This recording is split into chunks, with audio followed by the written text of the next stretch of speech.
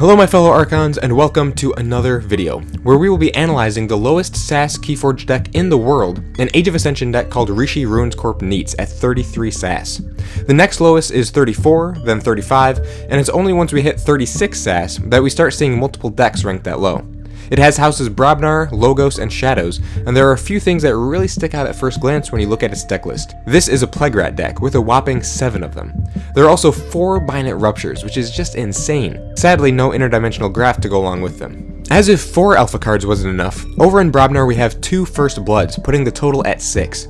There are 5 Brobnar creatures to go along with those First Bloods, one of which is a Drummernaut, unfortunately no Ganger Chieftain to complement him. We do find a critical card in Brobnar, however, a Coward's End, showing up as a very important board clear. Plague Rats can also act as a board clear when you have like 4 or 5 of them on the board as you play one down, but Coward's End is just nice to have.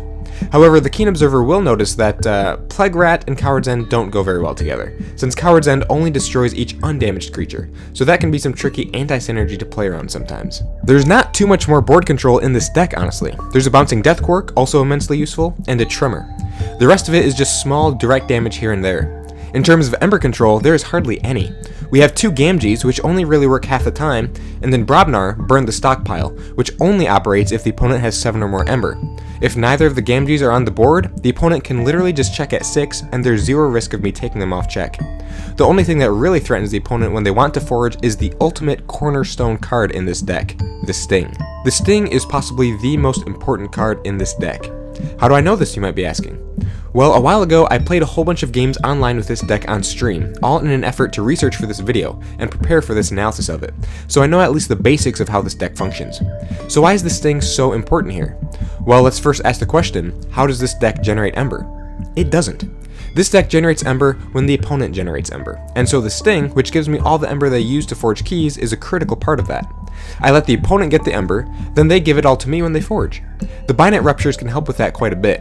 Once they've forged a key, putting me at 6 or 7 or 8 Ember, and then back down to 0 or 1, I can Binate Rupture and burst myself way above check. You may be asking, is that really the only way the deck makes Ember is with the Sting? Honestly, pretty much. If, and only if, I manage to establish any sort of board, I can reap for a few Ember here and there.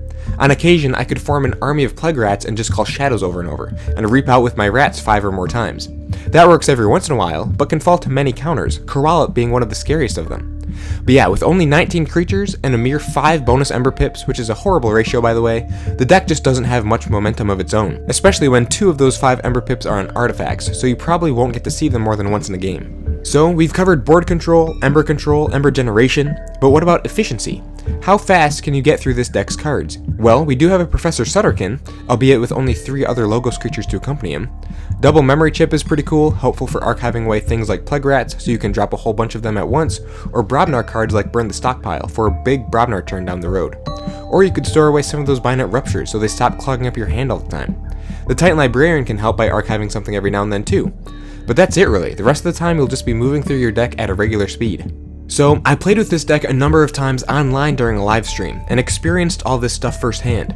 Out of the 8 or so games I played, I only won a single time, and sure enough it was by using the Binate Rupture Sting strat. By letting the opponent generate all my Ember for me, and Binate Rupturing at the right times, I was able to pull out a single W, which was the goal of the whole stream.